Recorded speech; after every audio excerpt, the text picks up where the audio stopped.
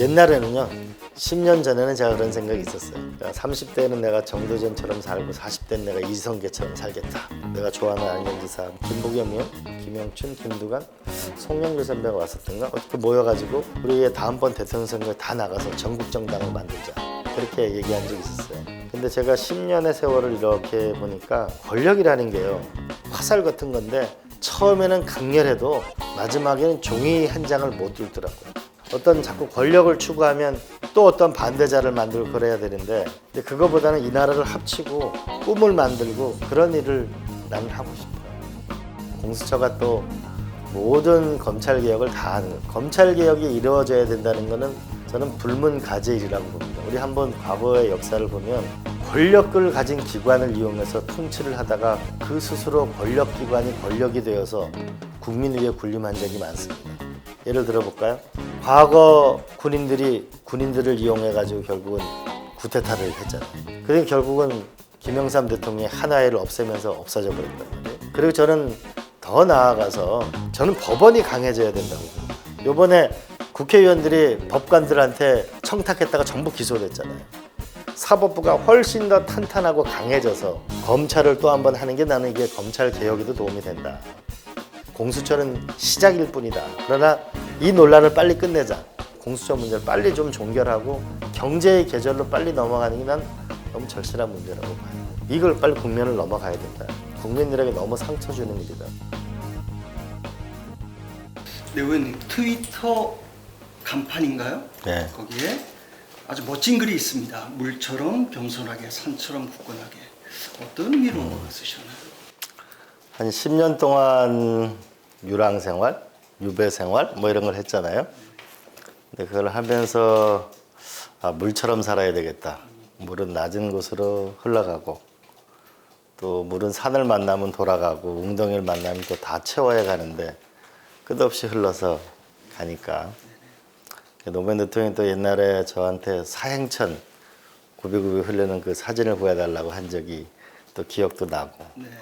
산처럼을 생각했던 거는 옛날 이중환의 택리지를 보면은 벼슬을 잃으면 갈 곳이 산밖에 없구나 이런 얘기가 있거든요.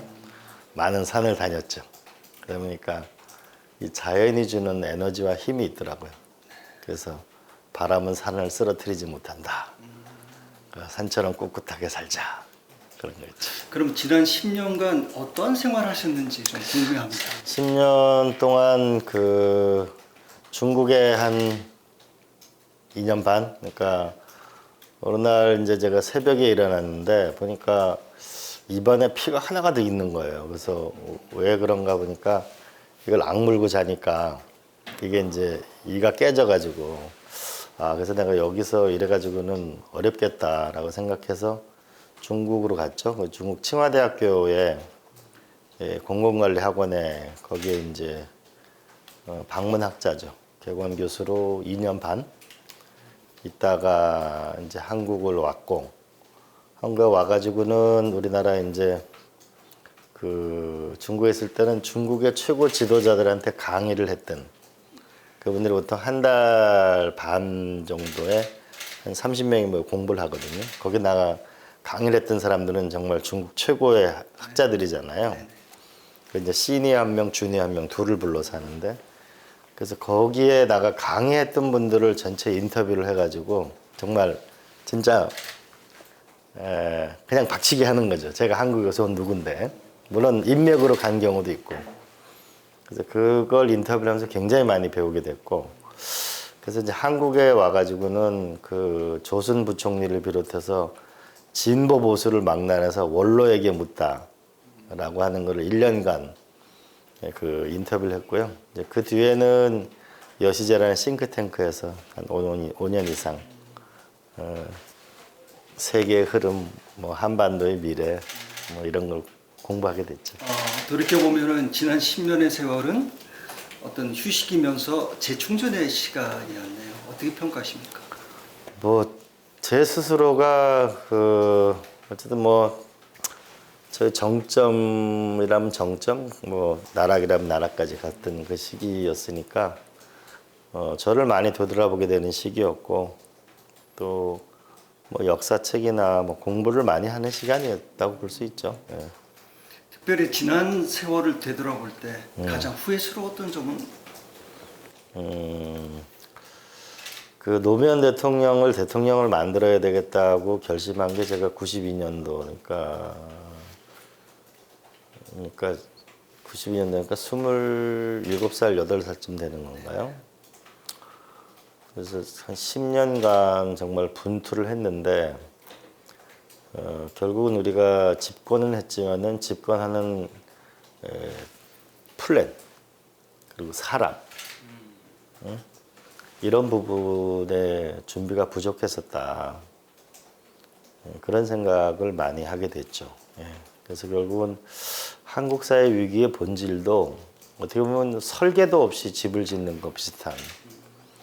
그래서 결국 국가의 미래라는 것이 설계도를 만들고 또 그걸 할 수 있는 제목도 있어야 되고 집을 지려면 또 목수도 있어야 되고 사람도 있어야 되고 좀 그런 큰 시스템이 필요하다라는 것을 알게 된 게 그 원로에게 묻다나 중국에 묻다 이런 걸 하게 되면서 더 깊이 느끼게 된 거죠.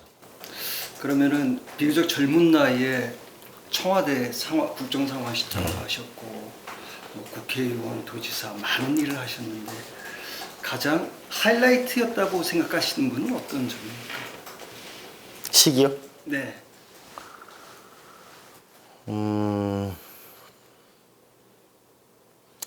아무래도 그 노 대통령 돌아가시고 나서 도지사 선거에 나왔을 때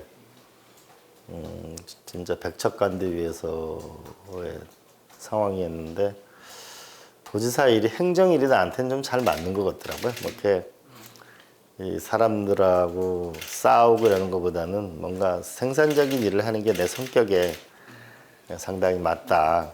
그래서 매일 아침에 이제 과장 한 사람과 공지천을 걷죠. 그래서 서로 협상을 하죠. 그 과장님이 공직 생활을 하면서 진짜 이거를 하면 정말 좋겠다라는 거 하나, 내가 하고 싶은 거 하나, 1대1로 우리 서로 과제를 만드는 거죠.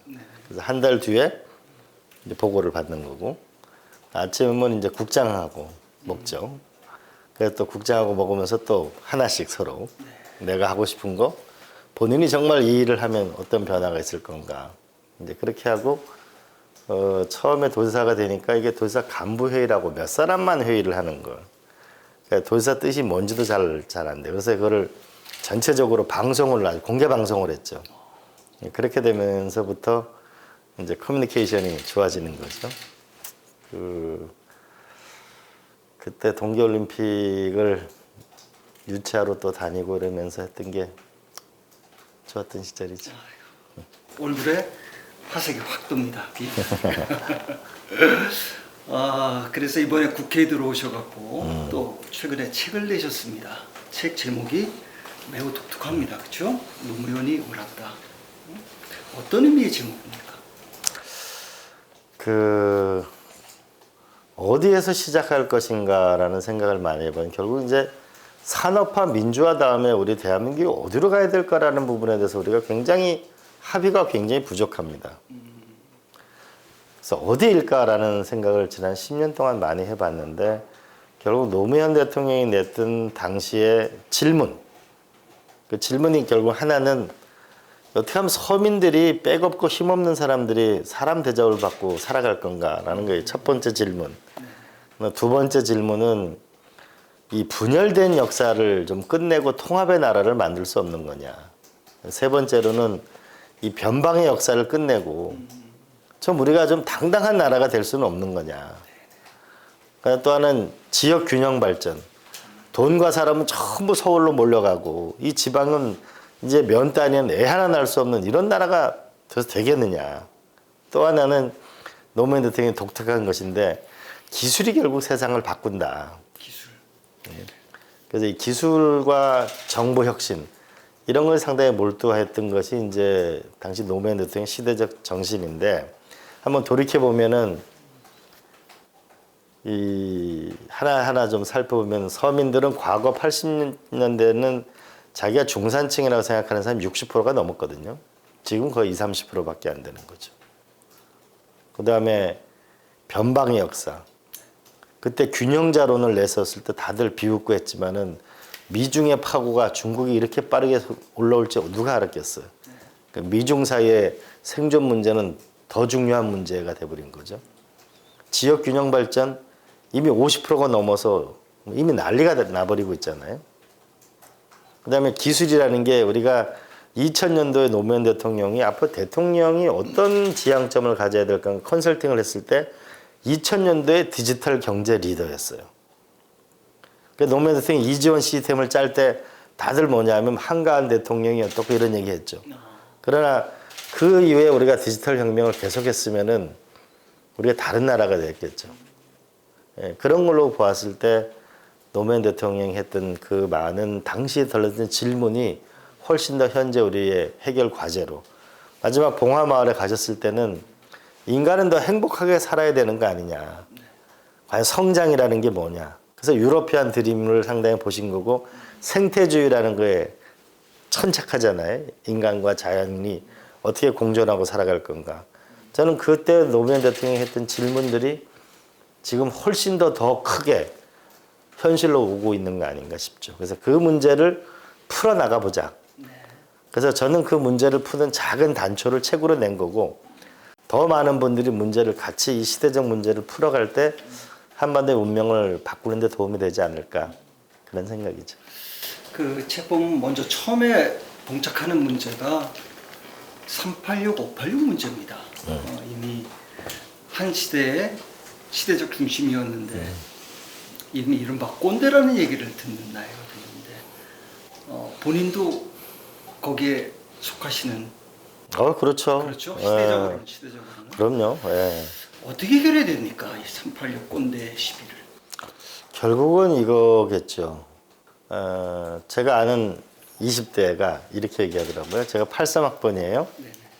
대학 83년도에 입학했는데 그 6.25를 기점으로 하면 33년 전이잖아요. 지금 하면 37년이란 말이에요. 그 아버지 세대들이 대학 다닐 때고 지금 하면 그러면 우리한테 지금 6.25 얘기를 하면 알아듣겠냐고. 못 알아듣죠. 아주 옛날 얘기처럼. 그렇죠. 그러니까 지금 우리 586 같은 경우에는 과거에 머무르지 못하고 결국은 미래로 가야 되는 문제에 중대한 기로에 있는 거죠. 세상의 변화에 의하면. 저는 그렇게 생각하는데요. 결국 586은 민주주의에 헌신했던 사람들이잖아요. 그러면 우리가 한번 원론에 돌아가면 플라톤의 그 첫 번째 1장이 정의란 무엇인가 마이클 샌델의 그 주제거든요.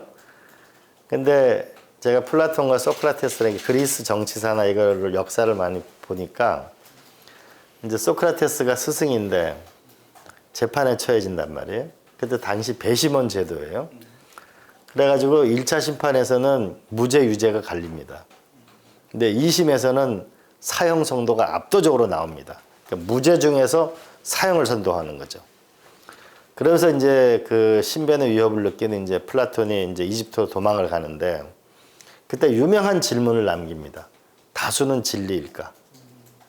그리고 7년 동안 유배 생활 도망갔다가 돌아오면서 그의 나름대로의 결론은 철인 정치를 생각하게 되죠.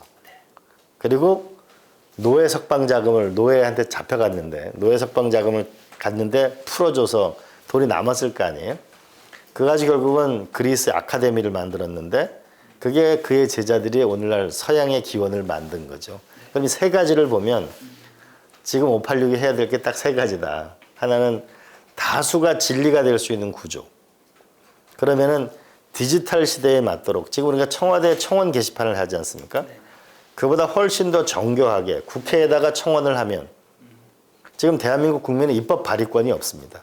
그러나 일정 수준 이상 하게 되면 그게 전부 프로세스를 밟아서 국민들이 그 자기들의 정책을 소비할 수 있도록.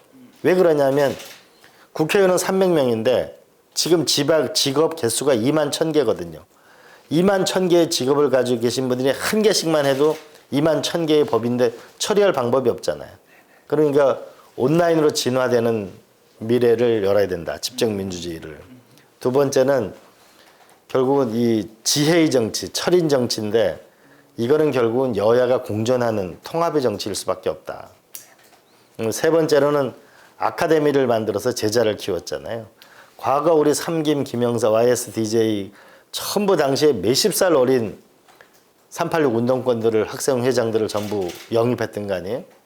이제 386, 586은 그 20살 밑에 지금 세상을 움직이는 젊은 사람들이 대거 발탁하고 그들이 주역이 될 수 있도록 길을 열어주는 거. 그래야 꼰대가 안 되고 그래도 나름대로 시대에 기여하는 역할을 하는 거 아닐까.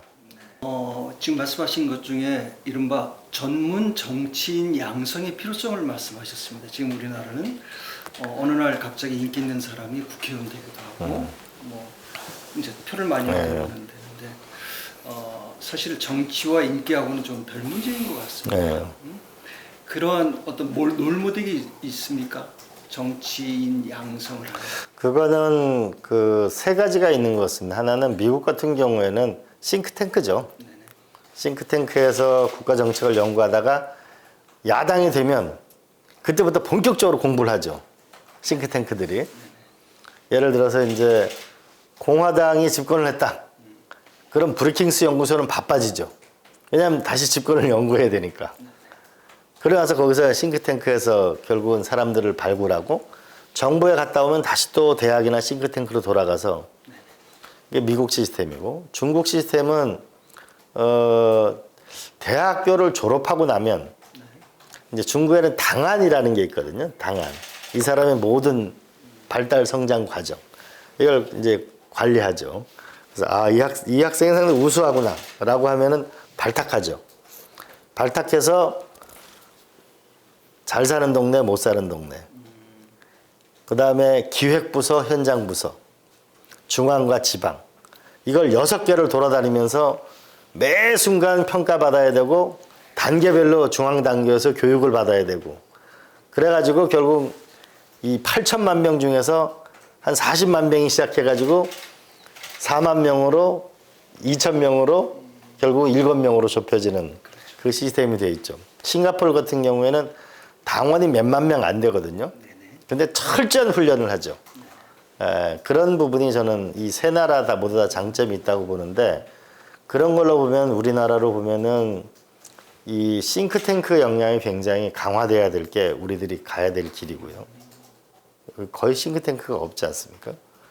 네. 그 다음에 두 번째에 그 중국 같은 경우에는 사실은 이 과장에서 국장 승진할 때 보면은 그 롤이 다르거든요. 그러면 충분한 교육을 받아야 되거든요. 그리고 중앙과 지방과 우리는 지금 한 번 좋은 부서를 배치받으면은 선임자 한 번 잘 만나면 쫙 성장할 가능성이 있거든요. 그러니까 중앙과 지방 잘 사는 데와 못 사는 데 기획부서 이런 고루 돌아가서 고른 훈련을 할 수 있는 그 시스템. 그다음에 싱가포르처럼 그 우리가 좀 정교한 시스템을 가지고 발달할 필요가 있는 것이죠. 그러면서 보면은 그 좀 더 이걸 현실에 적용해서 보게 되면 그런 게서 움직이면은 예를 들면은 싱크탱크가 있어요. 그 다음에 산업연구원이라는 게 있습니다. 그럼 산업연구의 부원장 정도 되면 정부 부처에서 일을 하는 거죠.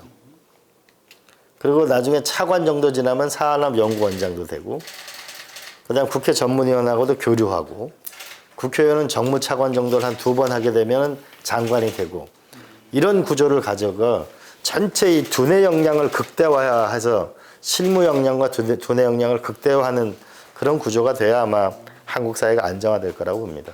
저쪽에서는 그 이른바 디지털 시대의 리더상을 여러 번 말씀하셨습니다. 기존의 리더하고 어떤 차이가 있어요? 그 기존의 리더는 나를 따르라 했잖아요.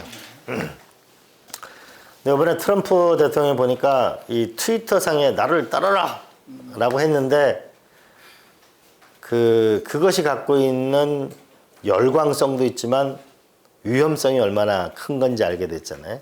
결국 바이든이라는 게 참 그 어떻게 보면 미국이라는 시스템으로 돌아간 거죠. 그래서 우리 같은 경우 과거에는 우리가 누구를 따라라. 우리 사실 인물 중심으로 막 정당이 재편됐잖아요. 이젠 그게 아니고 당에서 시스템을 짜가지고 집권해야 된다. 그래야 나라가 안정화될 수 있다고 보는 거죠. 그래서 이 시스템이 중요하다는 게 저는 첫 번째 많이 들고요. 네네. 그다음에 두 번째로는 이번 트럼프 대통령과 바이든을 보면서 비교해 보면은 이 금권 정치와 SNS 권력이라는 거, 금권 권력과. 근데 SNS 권력이라는 게 한편으로는 강력하잖아요. 한편 트럼프 대통령을 보게 되면 그것이 갖고 있는 위험성도 있거든요. 반대자를 철저히 쳐내는 거거든요.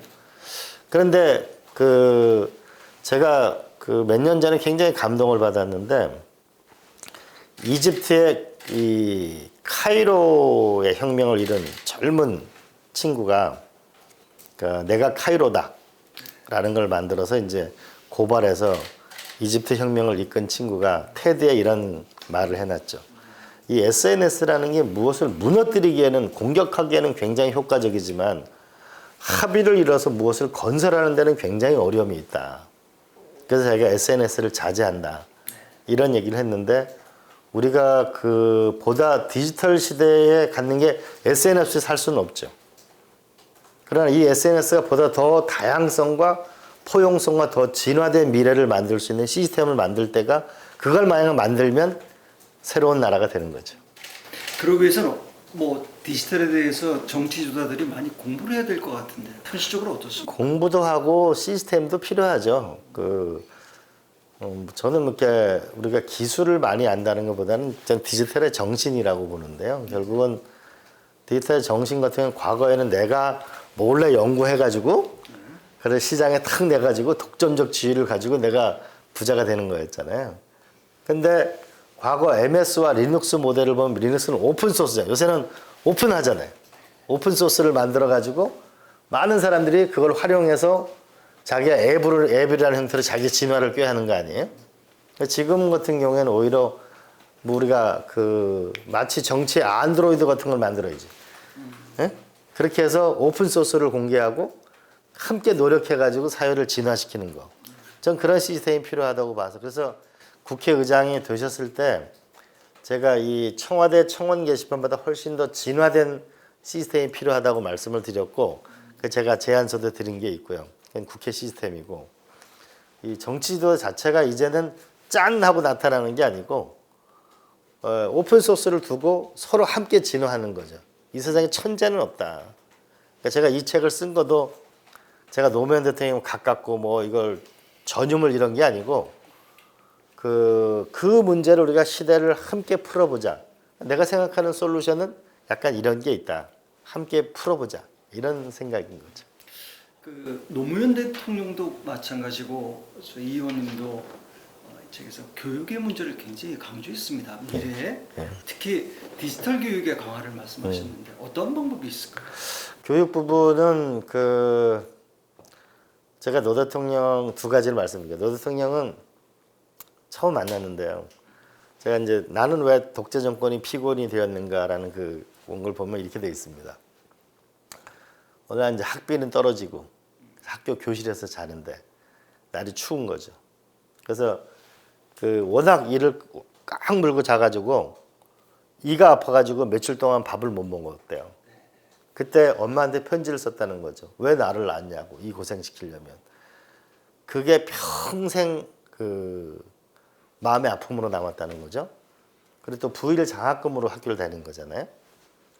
근데 저도 뭐냐면 강원도 아주 깡촌이잖아요. 연세대학교 들어왔을 때 제가 뭔가 이 사회에 기여할 수 있는 게 뭘까라고 생각해 가서 동대문 창신동에서 그때 돈이 없어가지고 고등학교를 못 가는 그 친구들 야학 교사 생활을 했거든요. 그러니까 저는 누구든지 태어난 부모가 가난한 집 자식이라도 공부를 할 수 있고 자기 운명을 바꾸려고 노력하면 언제든지 기회가 주어져야 된다는 게 정말 노 대통령하고 저의 간절한 공통점이고 그래서 그걸 디지털 국회의원이 돼서도 제가 생각을 해봤습니다. 그러면은 옛날에 우리가 동화전가가 있어야 되잖아요. 동화전가를 사줘야 될 게 아닙니까? 그리고 부잣집 애들은 좋은 학원에 가고 이러는데 가난한 집 아들은 학원에 못 가고 이러면 학력이 떨어지면 부모의 결국 재산이 아이의 교육 수준으로 이어지게 되면 그게 또 소득의 불평등을 가져오잖아요. 이걸 근본적으로 해서 동화 전가를 확실하게, 그다음에 세계적인 과외 선생님을 붙여주자. 이게 저의 생각인데, 그래서 이번에 국회의원 이번에 오자마자 대정부질을 했죠. 첫 번째는 다음하고 네이버가 국민 참고서인데 이게 구글로 자꾸 넘어간다. 국민 참고서를 어떻게 똑똑하게 만들 거냐. 두 번째, 이 디지털 집현전을 만들자. 우리나라 국회 도서관이나 중앙 도서관이나 어마어마한 자료가 있잖아요. 근데 거기에 1년에 몇십만 명밖에 못 간다는 거죠. 현장에 가야만. 이걸 전부 디지털라이징 해가지고 학교 교실까지 아파트 단지까지 보내주자. 그래서 무한정의 지식을 접근. 우리가 대부분 공부라는 것을 검색하는 거 아닙니까? 과거에는 외우는 거였잖아요. 그러다 보니까 애들이 공부방을 만들어주면 옛날엔 들어앉아가지고 공부를 하는 건데 외우니까. 요새 애들은 전부 커피집에 있잖아요. 왜냐하면 검색을 하는 거니까. 그래서 무한정 검색이 될 수 있도록 디지털 집현전을 만들자. 그다음에 세 번째, 이번에 예산에 많이 통과됐죠. 세 번째로는 결국 세계적인 지식을 만나게 해주자. 그러면 이미 코세라나 이런 데가 세계적인 이 학교를 온라인 학교를 열고 아마 조금 있으면 아마 스탠퍼드나 하버드나 세계적인 학교가 온라인 강의가 넘쳐날 거다. 그러면 우리가 만약에 1,000억을 들여서 만약에 1년에 1억 줄 수 있는 사람을 1,000억, 10,000명 하면 1조잖아요. 이거를 돈을 써서 세계적인 국내 석학의 강의를 온라인으로 올리자. 그래서 누구든 그 부자이든 가난한 사람이든 연세 은퇴자들도 이제 100살을 살아야 되니까 계속 공부를 해야 될 거 아닙니까? 그래서 이게 이제 디지털 그 넷플릭스 교육판 넷플릭스를 만들자라고 했는데, 그래서 이제 그 디지털 집현전은 지금 법안은 곧 되고 이번에 예산은 많이 땄고 교육판 넷플릭스는 조금밖에 못 땄어요. 그래서 저는 이거를 아니 우리 은행권은 금융과 관련된 세계적인 석학들을 스폰서를 하자. 소재를 만드는 회사는 소재와 관련된 세계적인 석학을 해가지고 온라인 세계적인 학교를 만들자. 그리고 방송통신대학 나는 한 학기 다 안 들어도 난 한 과목만 듣고 싶다. 몇만 원 내고 열어주자. 그래서 직업 교육을 강화하자. 그래서 언제 어디서든지 무한정의 지식. 그래서 시골 가도 이걸 일을 할 수 있게. 그렇잖아요. 이것만 있으면 지식만 있으면 다 검색하고 일할 수 있잖아요.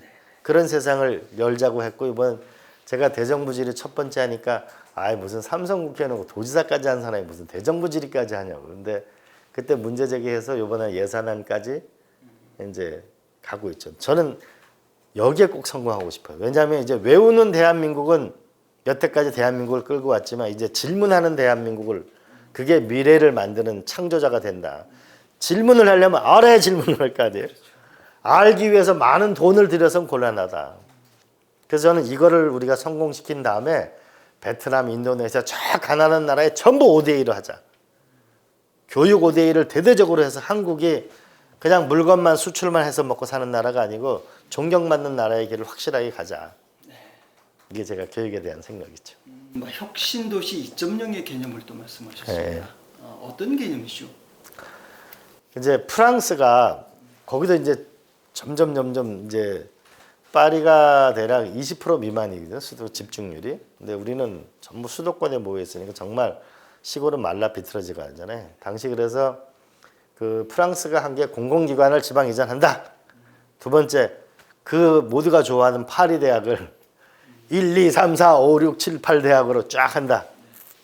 그 다음에 대학별로 그 지역에 특성화된 그 좋은 회사를 보내준다. 그리고 학점을 교류시킨다. 또 하나는 대학생의 생활비나 학비를 무료로 한다. 그래서 애를 키우면서 자라는 애들도 살아갈 수 있게 지방에서. 그러면서 지방이 고루 발전하게 됐거든요. 그러니까 노무현 대통령 시절에 이제 혁신도시 2.0을 했는데 지금 거기 가보면은 공공기관은 가 있지만은 원조만 하더라도 버스 20대가 매일 출퇴근하거든요. 왜냐하면 초중고 부분에 대해서 부족함이 있고 금요일 저녁에는 문화가 없거든요. 응? 그래서 결국은 이제는 그 애들 교육 문제, 그 다음에 문화, 그리고 좀 더 나은 삶을 살 수 있도록 하는 혁신도시 2.0을 만들어서 지방을 살게 하자. 그래야 노무현 대통령의 뜻은 지방을 확실하게 살게 해줘야 수도권 규제 완화를 할 수 있다. 파주 LCD 같은 걸 더 많이 수도권에 만들어 주려면 지방을 더 잘 살게 해줘야만 만들 수 있다는 거죠. 그래서 그 혁신도시 2.0 이런 거, 기업도시 이런 걸 해보려고 하는 거죠. 지역균형 발전. 그러는 과정에서 이른바 복지국가의 개념이 굉장히 대두가 됩니다. 모두가 잘 사는. 네. 근데 이 의원님이 생각하시는 복지국가의 개념은 어떤 겁니까? 어떤 나라가 복지국가입니까?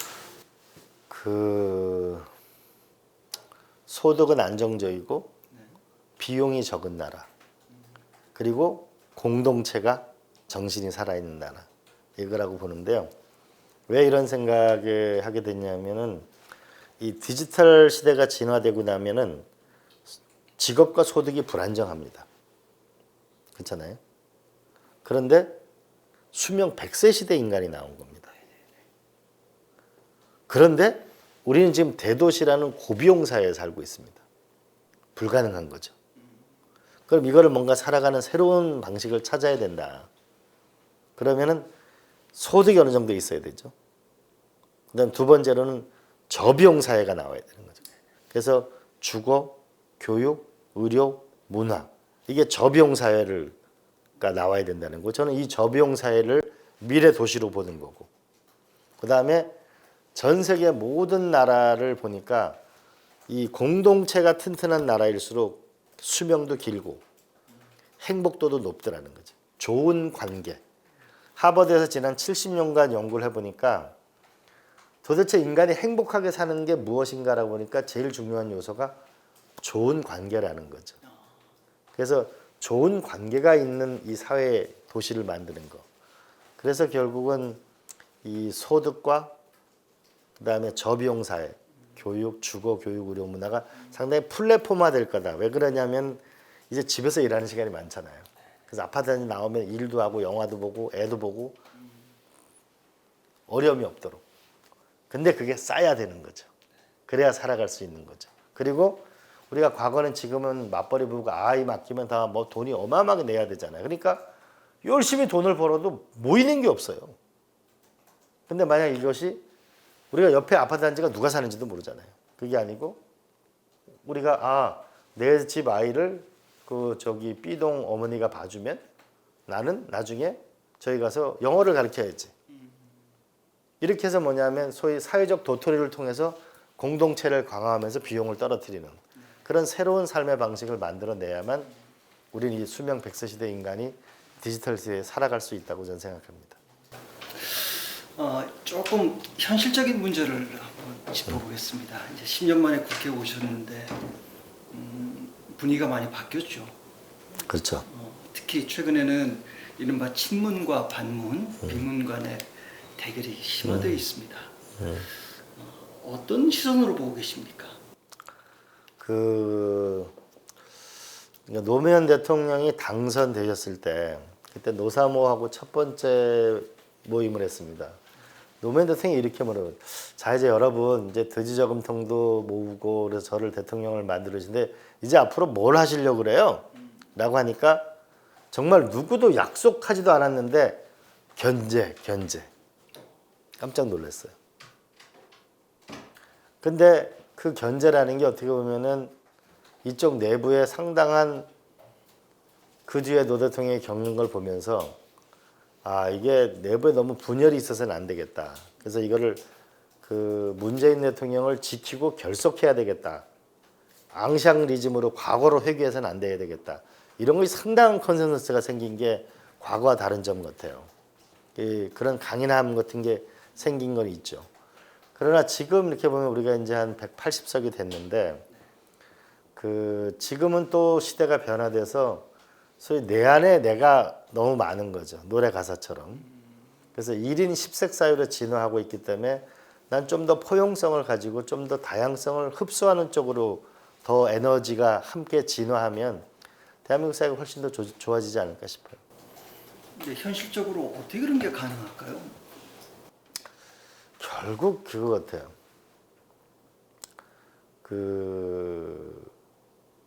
60점을 받으려고 하는 건데요. 노무현 대통령께서 연정을 해야 되겠다.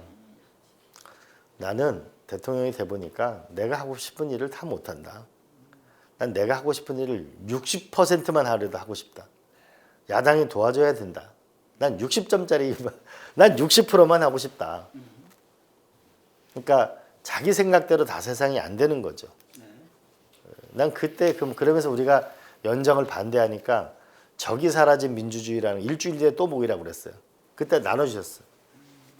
야, 이 야당이 적이 아니지 않냐.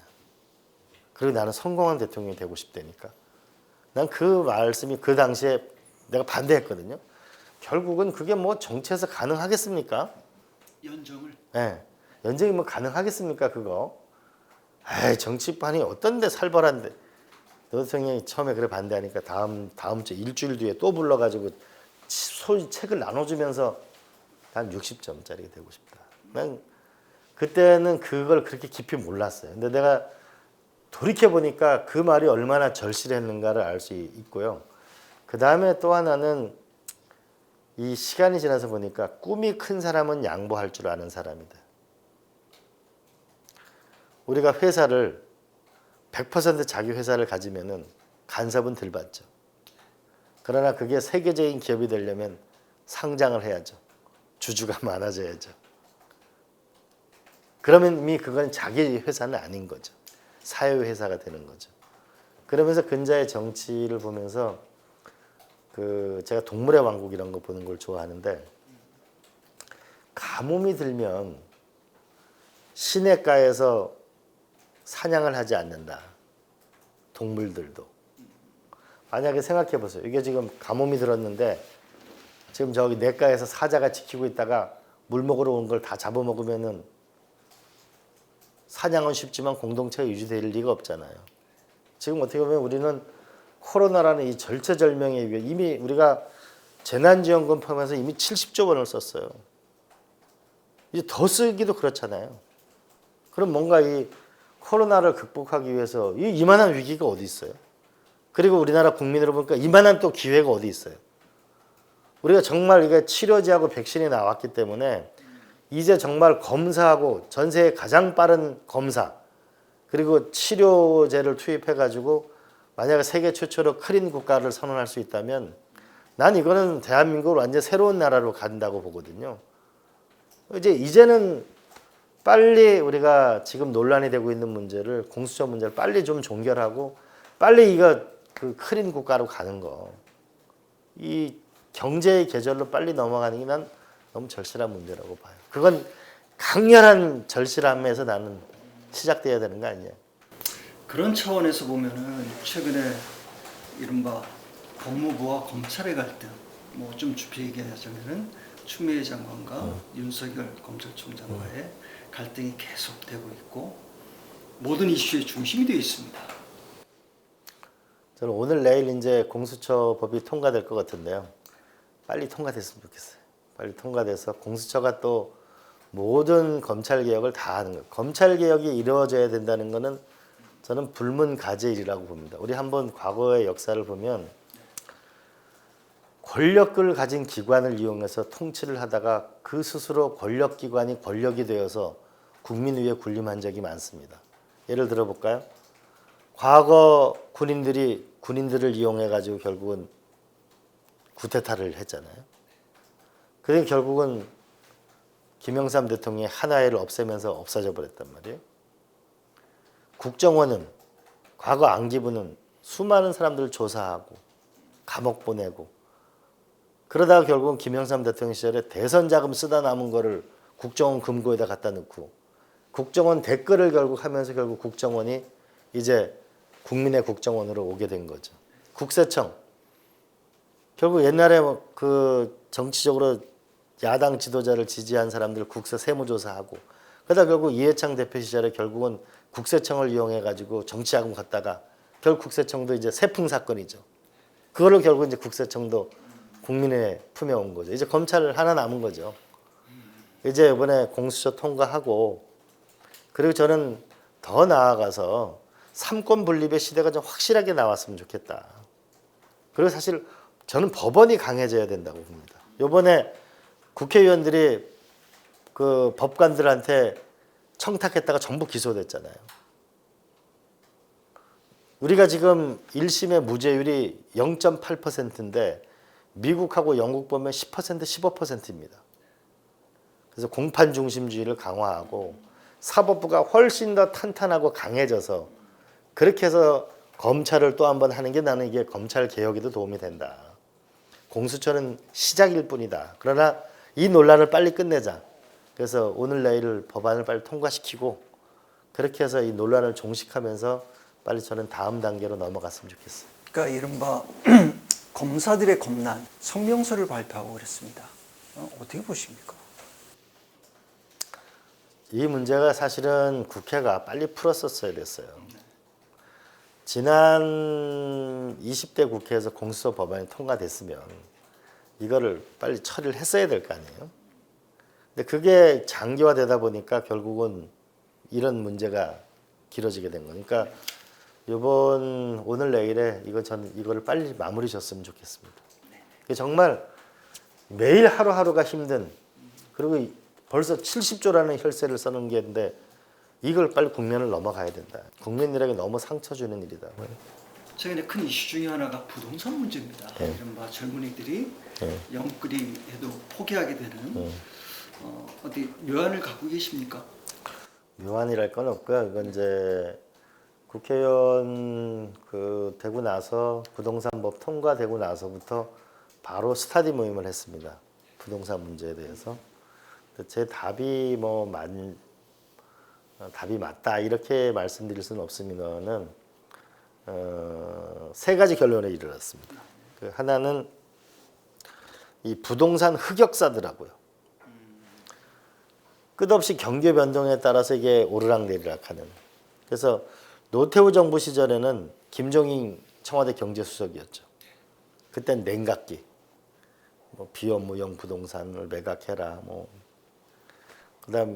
그다음엔 또 부동산이 당시로는 GDP 성장에 상당한 기여를 하니까 화랑기. 노 대통령 시절에는 냉각기. MB하고 박근혜 대통령은 화랑기, 냉각기. 이런 게 이제 되는 이걸 이제 끝내야 되겠다는 생각이 들고 두 번째로는 이 부동산이라는 게 하나는 집이고 하나는 금융 상품의 성격을 갖고 있는 것 같습니다. 이 두 가지의 문제를 같이 풀어야 된다. 그 같이 풀어는 길은 첫 번째 이 집의 속성을 보니까 우리가 서울만 하더라도 최근 15년 이내에 지은 아파트가 20%가 안 됩니다. 집이 낡은 거죠. 그러니까 만불 시대의 집들이 너무 많은 거죠. 그 다음에 두 번째로는 나홀로가 너무 많이 늘어난 겁니다. 그러니까 과거의 집이 아닌 거죠. 이러면서 대량 공급이 필요하다. 대도시, 중소도시, 농촌까지. 그 다음에 금융 상품으로 보더라도 이게 우리가 75%가 자기 자산에 부동산에 묶여 있거든요. 선진국하고 많이 다르거든요. 그럼 이게 집은 그러나 뭐냐면 좀 적어도 안정되게 살고 최소한의 이익을 원할 거 아닙니까? 그러니까 싱가포르 같은 경우는 살다가 국가한테 팔면은 일정 정도 이율과 이걸 계산해서 주죠. 그래서 이런 걸 생각해도 너무 폭등하는 건 문제가 있다. 그래서 이걸 생각해도 공급을 해야 된다. 서울부터 저 농촌까지. 그리고 질 좋은 주택을 대량 공급을 하는데 민간이 해야 될 부분하고 공공 부분이 해야 될 공공 부분을 많이 늘려야 된다. 그것도 질 좋은 주택으로 민간 주택과 차이가 없을 정도로 공급해야 된다고 봅니다.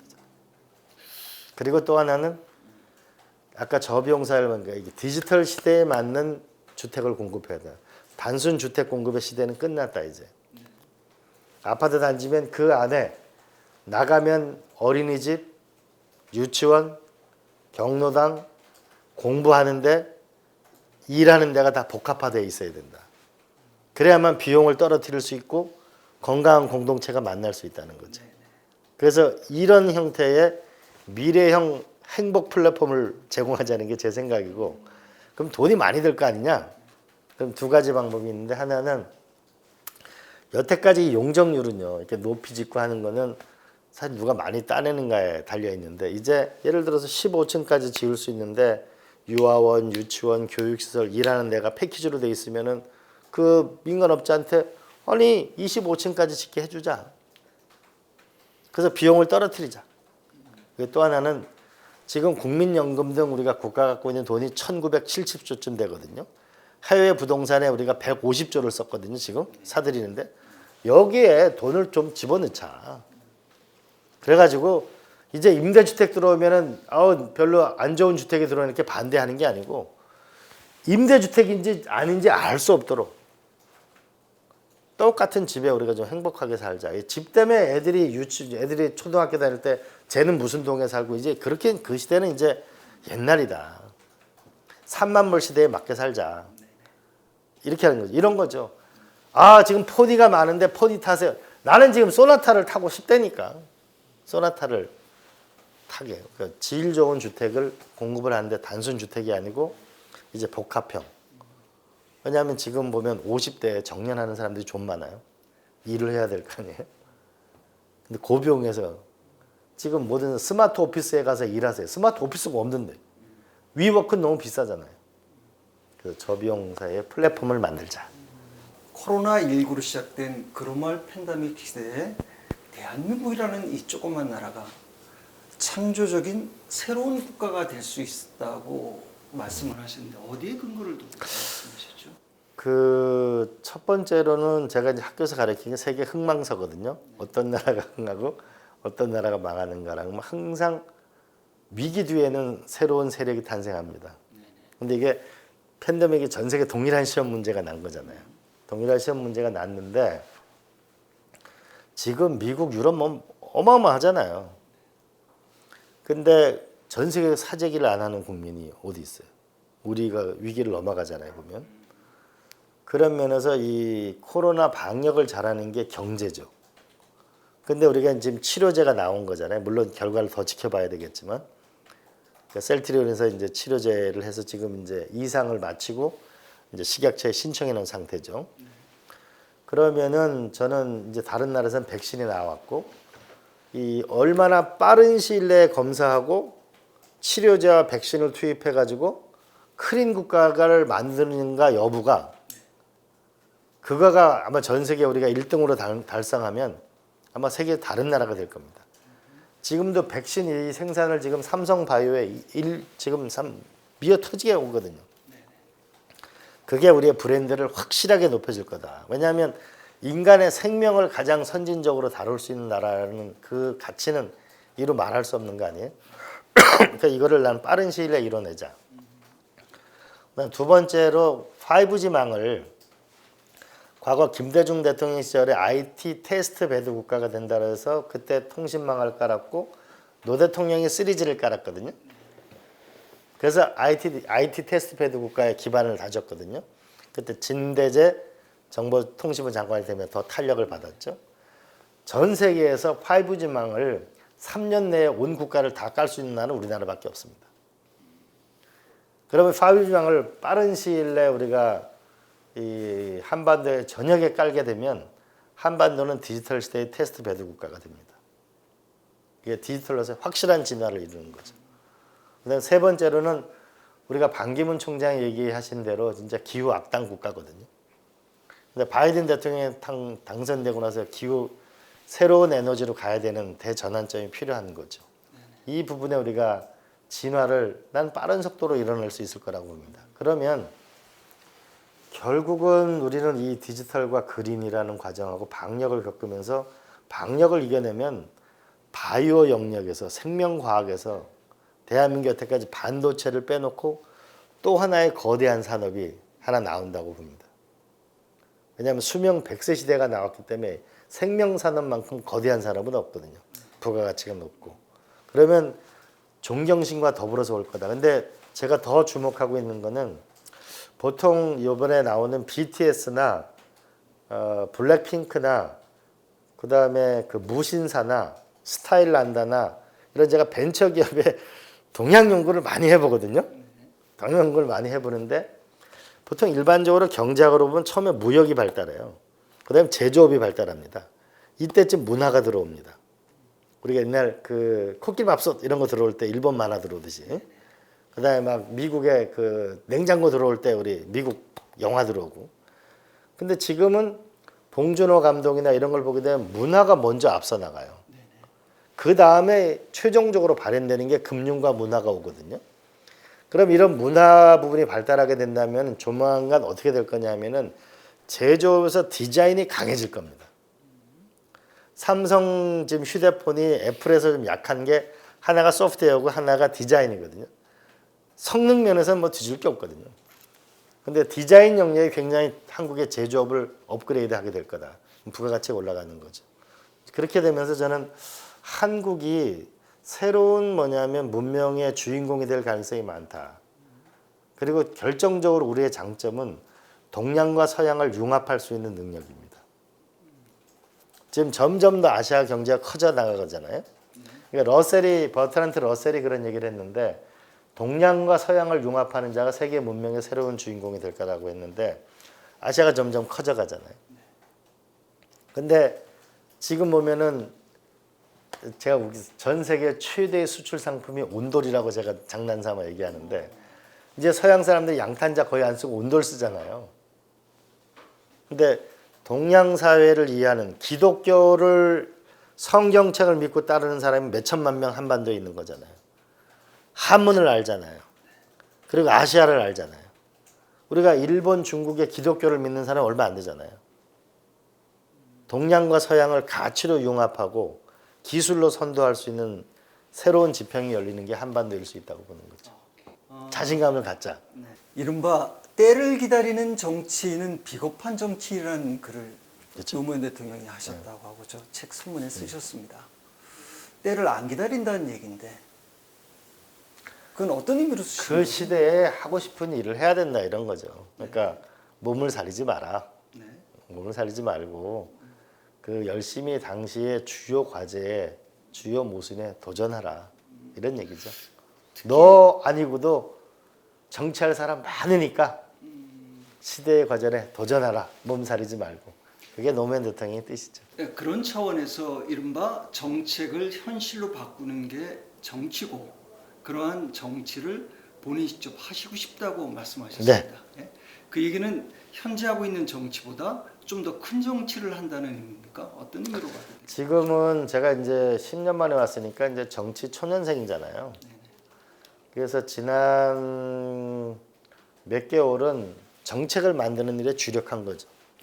그러니까 이제 교육 문제 하나를 보면 디지털 집현전이나 교육판 넷플릭스나 이제 좀 있으면 오픈하게 될 국민 건강 포탈 이런 정책을 만드는데 이제 주력했다면은 이게 현실이 돼야 되잖아요. 법을 바꿔야 되고 그렇잖아요. 법을 바꾸는 건 내 혼자 할 수 있는 일이 아니고 동료 국회의원, 야당 국회의원과 만나서 이제 지속적으로 얘기를 해야 결국 이게 현실로 바뀔 거다. 만약 저는 정말 교육판 넷플릭스 같은 세계적으로 우리가 국가하고 민간이 힘을 합쳐가지고 전 세계 국내 최고의 석학들 강의를 전부 모아서 이걸 무한정 저렴하게 대한민국한테 공급하고 전 세계 대한민국 정상이 나가면 이제 다리 지어주겠다, 항만 건설해주겠다가 아니고 당신들 나라 국민들을 전체 세계 최고의 교육을 주겠다고 사인해놓는 대통령은 난 새로운 나라가 된다고 봐요. 근데 이거는 어마어마한 정치가 필요하죠. 어마어마한 설득을 필요해야 되고 제가 처음에 교육 문제 이렇게 얘기하니까 뉴딜에서 이거 디지털 집현전 얘기하고 하니까 우리 동료 국회의원들도 야 이광재 의원 디지털 집현전 또 시작한다. 제가 또 시작한다. 많은 분들은 지금 여기 여의도에 있는 분들은 자기 자식들이 다 이미 대학을 졸업했어요. 교육 문제에 그렇게 관심이 많지 않아요. 그리고 또 공무원들은 대부분 고시가 된 사람이라서 공부는 의뢰 잘하는 건 줄 알아. 근데 그게 아니거든요. 정말 이 지역 간, 이 부모 소득 간의 이 학력 격차는 점점 심해지고 있거든요. 이 문제를 넘어가는데 정치를 정말 본격적으로 해야 그래서 만약 제가 제 꿈인데 정말 교육판 넷플릭스나 이런 거 이 집현전이 대한민국에 깔려서 전 세계로 나갈 수 있다면 그건 너무너무 행복한 일이죠. 그게 진짜 정치죠. 그런 진짜 정치를 한다는 측면에서 다시 한번 직접적으로 여쭤보겠습니다. 많은 사람들이 우리 이 의원이 앞으로 대권을 조정할 거라고 예측하시는 분들이 많습니다. 옛날에는요. 10년 전에는 제가 그런 생각이 있었어요. 그러니까 30대는 내가 정도전처럼 살고 40대는 내가 이성계처럼 살겠다. 근데 꼭 내만을 위한 게 아니고 그래서 안희정 지사 관사에 안희정 지사 내가 좋아하는 안희정 지사 김부겸, 김영춘, 김두관, 송영길 선배가 왔었던가 어떻게 모여가지고 우리 다음번 대통령 선거에 다 나가서 전국 정당을 만들자 그렇게 얘기한 적이 있었어요. 근데 제가 10년의 세월을 이렇게 보니까 권력이라는 게요 화살 같은 건데 처음에는 강렬해도 마지막에는 종이 한 장을 못 들더라고요. 저는 오히려 한국 사회를 바꾸는 일을 하고 싶어요. 내가 그리고 이 분열된 나라를 자꾸 합치는 일을 하고 싶어요. 내가 어떤 자꾸 권력을 추구하면 또 어떤 반대자를 만들고 그래야 되는데 그렇잖아요. 근데 그거보다는 이 나라를 합치고 꿈을 만들고 그런 일을 나는 하고 싶어요. 그러니까 그런 일을 하기 위해서 대통령이 아니죠. 더 좋은 사람이 대통령이 되면 되고 제가 생각하는 교육판 넷플릭스하고 네. 교육 디지털 집현전을 잘할 수 있는 사람이 되면 되는 거 아니에요? 나 말고도 잘할 수 있는 사람이 많잖아요. 대한민국 정치는 나 아니면 안 된다는 것 때문에 어렵잖아요. 본인이 추구하는 정치가 본인이 추구하는 정치는 어떤 겁니까? 그 정치꾼이 있고 정치인이 있고 정치가가 있는 것 같아요. 네네. 하루 제가 국회 목욕탕을 갔는데요. 초선 때 어떤 삼선 의원이 그러시는 거예요. 국회 배지를 매일 꼭꼭 줘야 된대. 그래야 또 당선된대요. 나 그 얘기 듣고서 그 다음부터 내가 국회 배지를 안 달고 다녔어요. 지금도. 그 국회의원 배지가 목표인 거죠. 그다음 정치인은 현실도 생각하면서 자기의 꿈과 현실을 조화시키려고 노력하죠. 당선되고 이러는 거. 근데 저는 그 1년의 시간을 겪으면서 내가 정치가의 길을 가야 되겠다. 그 새로운 시대에 대한 열망을 자꾸 만드는 일을 해야 되겠다.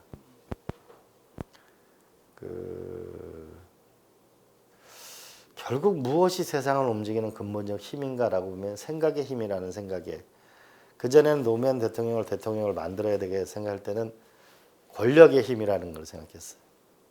근데 권력은 무엇을 할 수 있는가를 할 수 있는 힘이죠. 정치는 무엇을 결정할까를 하는 능력이죠. 그러나 그 이전에 그러면 무엇을 할 것인가를 결정하는 것은 무엇인가로 보면 결국 생각의 힘일 수밖에 없다. 생각의 힘을 키우는 쪽에 내가 노력을 해야 되겠다는 생각을 하게 된 겁니다.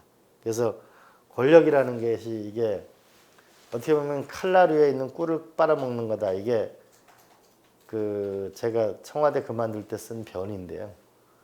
그 80년대 제가 고등학교 다닐 때 그 장터의 스피노자라는 노벨상 수상자 그 보면 그 라삐한테 와서 물어봅니다. 인생이란 무엇입니까? 라고 물어보니까 인생은 말이지 여기 하루살이가 있는데 여기 불이 있거든.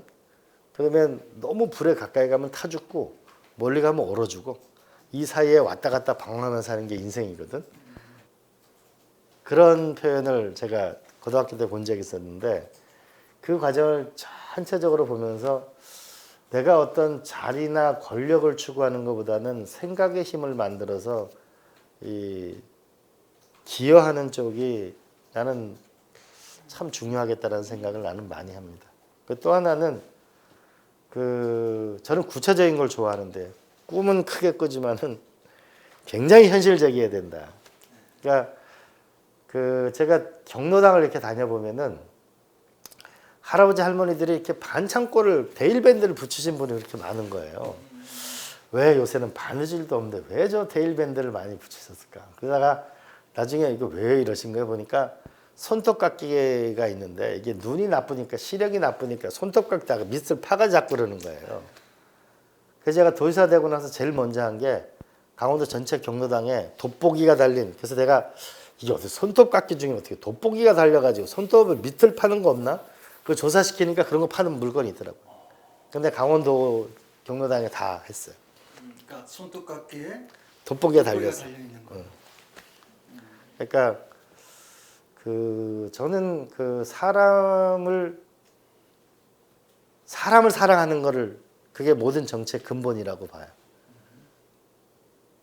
근데 이 사람이 정말 잘 살아가려면 정말 빼곡고 힘없는 사람도 남한테 굽신거리지 않고 제대로 살아가려면 그 사회가 건강해야만 되는 건데 그 사회가 건강하다는 거는 결국 정치가 잘해줘야 되는 거잖아요. 잘해줘야 되는데 그 근본은 그런 마음이 내가 많기 때문에 마을에 가서 자는 시간도 많았고 많은 사람들은 그걸 내가 표를 얻으려고 그게 아니고 흩어지고 나면 밤늦게 갈 데도 없어요. 시골에서. 이제 그런 건데 결국 제가 왜 꿈을 강렬하게 쳤냐면 꿈이 커야만 안 싸워요. 꿈이 작으면 싸우는 거예요. 그렇잖아요. 꿈이 크면은 야 우리가 저기를 넘어가야 되는데 단결해야지 라는 마음이 생기는 거죠. 꿈이 작으면 눈앞에 전리품을 갖고 싸우는 거죠. 그래서 난 이 나라가 단결되기 위해서라도 꿈을 키워야 되는, 꿈을 얘기하려고 하는 거고 그다음에 어떤 역사의 주인공이 이 분열의 역사를 끝내고 통합의 나라가 되거나 정말 이 변방의 역사를 끝내고 이 미중 사회, 미중일러 사이에 살아남으려면 분투하는 노력이 없으면 불가능합니다. 그렇잖아요. 본인이 불교입니까?